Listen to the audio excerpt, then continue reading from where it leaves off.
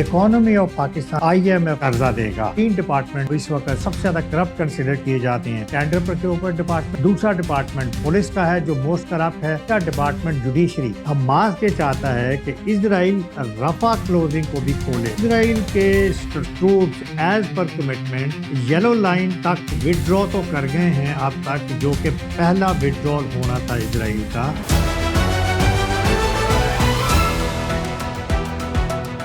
अस्सलाम वालेकुम पार्टिसिपेंट्स, 12 दिसंबर तक न्यूज हाजिर है आपके सामने पिछले हफ्ते की प्रोग्रेस के साथ। इस वक्त सबसे पहले हम बजाय ग्लोबल के पाकिस्तान की न्यूज को पहले फोकस करेंगे। पाकिस्तान के हवाले से 2 बड़ी खबरें और उसके बाद अगर टाइम हुआ तो 2 बड़ी खबरें ग्लोबल होंगी। तो पहली जो न्यूज है वो ज्यादा बड़ी है। वो इसलिए ज्यादा बड़ी है कि इट इज वेरी इंपॉर्टेंट और वो है इकोनॉमी ऑफ पाकिस्तान से रिलेटेड। इकोनॉमी ऑफ पाकिस्तान से रिलेटेड इसलिए इंपॉर्टेंट है कि कल ही IMF ने $1.2 बिलियन की इंस्टॉलमेंट रिलीज की है पाकिस्तान के लिए। इसकी बैकग्राउंड में चलते हैं, आपको साथ लेके चलते हैं। देखिए, ये हमारा सितंबर 2024 में हमारा IMF के साथ पाकिस्तान का मुआहदा हुआ था कि IMF पाकिस्तान को $7 बिलियन कर्जा देगा और ये कर्जा 37 महीनों में यानी कि तकरीबन 3 साल में ये पाकिस्तान को इंस्टॉलमेंट्स में पे किया जाएगा। इन $7 बिलियन में से जो कल की जो डिसबर्समेंट हुई है, जो इंस्टॉलमेंट रिलीज की गई है 1.2 बिलियन की,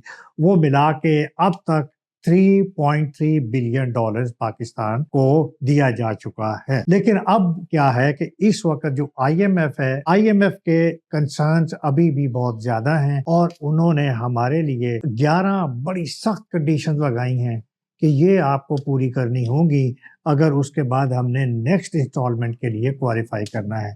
देखिए, जब आप कर्जा लेंगे तो फिर मसाइल तो बढ़ेंगे और फिर जाहिर है कि रेवेन्यू तो जनरेट करना पड़ेगा, टैक्स बढ़ाना पड़ेगा। तो इसलिए फिर आप चारों नाचार क्या होता है कि चूंकि पाकिस्तान के पास कोई कुशन नहीं होता और तो इसलिए पाकिस्तान जो है वो ये तमाम जो कंडीशंस हैं उनको एक्सेप्ट कर लेता है। तो दिस इज अनफॉर्चुनेट। मसलन अब अभी देखिए, ये अब इस वक्त अब उन्होंने क्या कहा, उन्होंने कहा जी स्ट्रक्चरल रिफॉर्म्स लेके आए टैक्सेशन में, federal board of revenue FBR। तो दैट इज वेरी इंपॉर्टेंट। ये तो कई सालों से FBR जो है उसको रिफॉर्म्स का IMF जो वो कह रहा है और उस हवाले से जाहिर है कि टैक्स स्ट्रक्चर को रिफॉर्म करना, कि टैक्सेशन नहीं बढ़ रही और अभी भी बिलियंस ऑफ रुपीस का डेफिसिट है जो अभी जो हमें जो इस वक्त जो टारगेट अचीव नहीं किया जा सका, जो लेटेस्ट क्वार्टरली टारगेट था। तो इसलिए टैक्सेशन बढ़ानी होगी।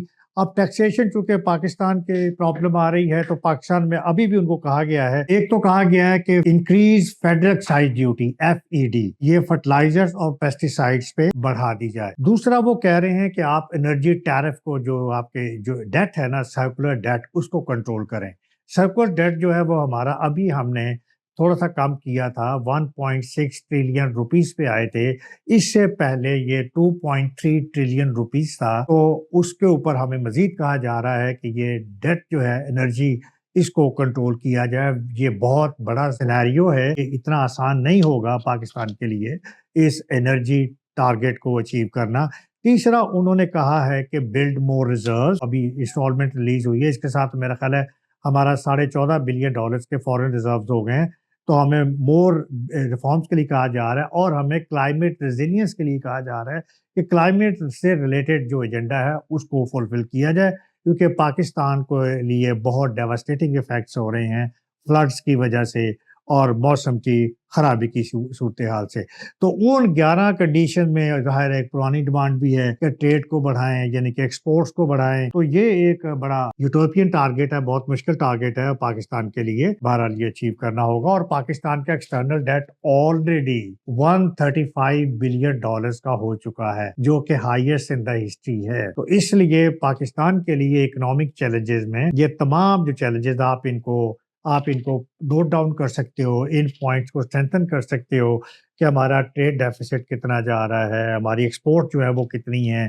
और मतलब हमारी एक्सपोर्ट जो है ना وہ لاسٹ فگر جو پچھلے سال کی 24-25 کی دی گئی ہے وہ $30 بلین کی ایکسپورٹس ہیں، اور جو ہماری امپورٹس ہیں وہ تقریباً ہیں۔ تو اس حوالے سے پاکستان کو بہت آگے تک جانا ہے کہ اگر میں آپ کو کمپیریزن کروں، ہماری $30 بلین کی ایکسپورٹس ہیں، انڈیا کی ایکسپورٹ $850 بلین کی ہیں۔ تو امیجن کر لیجئے پاکستان کہاں سٹینڈ کرتا ہے۔ اچھا جی، دوسری پاکستان سے ریلیٹڈ نیوز ہے، لیکن وہ میں بہت بریف دوں گا، اور وہ ہے کہ ایمنسٹی انٹرنیشنل جو کہ ایک NGO ہے، ہیومن رائٹس کو ڈیل کرتی ہے، اس نے ایک ابھی لیٹسٹ سروے دیا ہے، 2 دن پہلے اخبار میں آیا ہے کہ پاکستان میں اس وقت کرپشن کا لیول کیا ہے، اور بائی دی وے یہ کرپشن مس گورننس کا ایشو IMF نے بھی ریز کیا ہے۔ تو یہاں پہ کرپشن کے بارے میں ان کی جو رپورٹ آئی ہے وہ بڑی الارمنگ ہے، اور اس میں جو 3 ڈپارٹمنٹس ہیں جو اس وقت سب سے زیادہ کرپٹ کنسیڈر کیے جاتے ہیں، وہ نمبر 1 ٹینڈر پر کے اوپر ڈپارٹمنٹ ہے، یعنی کہ جو ٹینڈر خریدتا ہے اور آپ کو ٹھیکے ایوارڈ کرتا ہے۔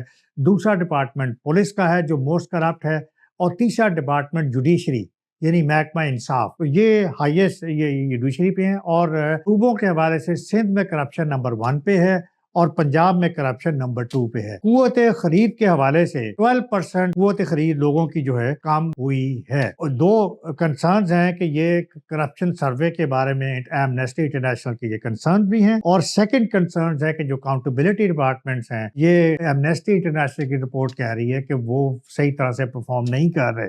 اکاؤنٹیبلٹی ڈپارٹمنٹس ہمارے کون سے ہیں؟ جیسے کہ نیب ہے، نیشنل اکاؤنٹیبلٹی بیورو، FIA ہے، اینٹی کرپشن ڈپارٹمنٹ ہے۔ تو ان کو ظاہر ہے کہ ایفیشینٹ کرنا ہوگا اگر ہم نے کرپشن کو کنٹرول کرنا ہے۔ اچھا جی، تیسری نیوز گلوبل ہے، اور وہ غزہ کے حوالے سے ہے۔ تو غزہ کے حوالے سے یہ ہے کہ 3 فیزز میں آپ کو پتا ہے یہ غزہ ٹرمپ جو پلان ہے امپلیمنٹ ہونا ہے۔ پہلی فیز جو ہے پرولونگ ہو رہی ہے کیونکہ ابھی تک اسرائیل نے وائلیشن جاری ہے۔ حماس جو ہے اس پہ کنسرنز کا اظہار کیا ہے کہ یہ ابھی تک بمباری جو ہے سیولینز کی وہ نہیں رکی، کل بھی ہوتی رہی ہیں یہ بمباری۔ تو ایک تو یہ کنسرنز ہے، اس لیے اسرائیل کو چاہیے کہ پہلے وہ اس کو اسٹاپ کرے تاکہ سیکنڈ فیز کی طرف جایا جا سکے۔ دوسری بات یہ ہے کہ اسرائیل نے ایگری کیا ہے، یہ ایک بار ایک پازیٹیو نیوز ہے، کہ وہ جو کنگ حسین برج تھا جو کنیکٹ کرتا ہے جارڈن اور ویسٹ بینک کو، یہ آپ کو نقشہ دیکھنا ہوگا اگر اچھی طرح سے بات سمجھ میں ہے کہ جارڈن کدھر ہے، ویسٹ بینک ہے، دونوں ساتھ ساتھ ہیں۔ تو یہ برج جو بند تھا یہ ہیومینیٹیرین ایڈ کے لیے کھول دیا گیا ہے، تو یہ چلے ایک تھوڑا سا ریلیف ہے۔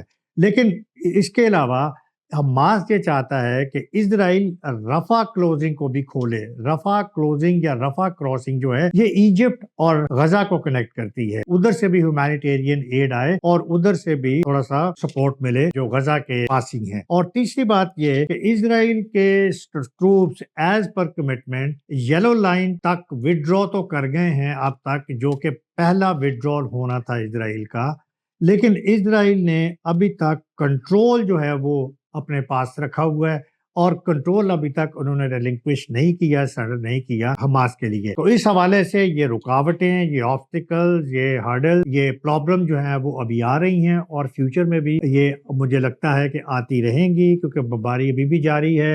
اور سیکنڈ فیز کی امپلیمنٹیشن کس طرح ہوگی، اسرائیل مزید ریڈ لائن تک کیسے وڈرا کرے گا، اور کس طرح سے یہ ایریا حماس کے حوالے کرے گا، یہ آپ واچ کرتے رہیں وقت کے ساتھ ساتھ، جو میں آپ کو بتاتا رہوں گا۔ لاسٹ نیوز ہے سوشل میڈیا کے حوالے سے، بہت اچھی نیوز، آسٹریلیا نے بہت بڑا سٹیپ لیا ہے۔ انڈر 18 انہوں نے چلڈرن کہہ لیں یا ایڈولسنٹ کہہ لیں، ان کے لیے سوشل میڈیا بین کر دیا ہے۔ ان کے لیے ٹک ٹاک بین ہو گیا ہے، گوگل او بین ہو گیا ہے، یوٹیوب بین ہو گئی ہے، اور میٹا، انسٹاگرام اور فیس بک بین ہو گیا ہے۔ تو یہ اس کو ایک سائڈ پہ تو بہت اپریشیٹ کیا جا رہا ہے دنیا میں کہ یہ بہت بڑی ڈیولپمنٹ ہے اور بہت پازیٹیو ڈیولپمنٹ ہے، اور بہت سے ملک سوچ رہے ہیں کہ ہم بھی امپلیمنٹ کریں اور یہ بین جو ہے وہ اپنے ملکوں تک ایکسٹینڈ کریں۔ تو ڈینمارک نے اس حوالے سے ابھی صبح لیٹسٹ نیوز میں دیکھ رہا تھا کہ وہ بھی سوچ رہا ہے کہ ہم اس کو سوشل میڈیا کو انڈر 15 اور 16 اس کو بین کر دیں، اور یہ بین کرنا بڑا ضروری ہے۔ اور بہرحال